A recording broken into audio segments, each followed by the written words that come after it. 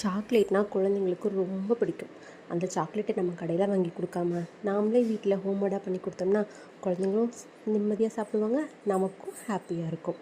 அதனால் நான் சொல்கிற மாதிரி செய்யுங்க. ஃபஸ்ட்டு ஒரு கப்பு கொக்கோ பவுடர், ஒரு கப். அதுக்கப்புறம் ஒரு கப் ஜாக்ரி எடுத்துக்கோங்க. அதில் கொஞ்சம் நெய், அப்படி இல்லைன்னா கோகோனட் ஆயில், இதை கொஞ்சம் எடுத்துக்கோங்க. இதுவும் ½ கப் எடுத்துக்கலாம்.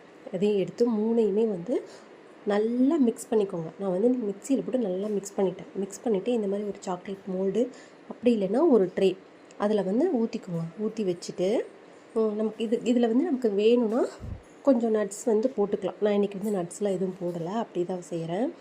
ஸோ இதை அப்படியே ஒரு 1 hour ஃப்ரிட்ஜில் வச்சு எடுத்தோம்னா சூப்பரான யம்மியான டேஸ்டான ஹோம்மேட் சாக்லேட் ரெடி ஆகிடும்.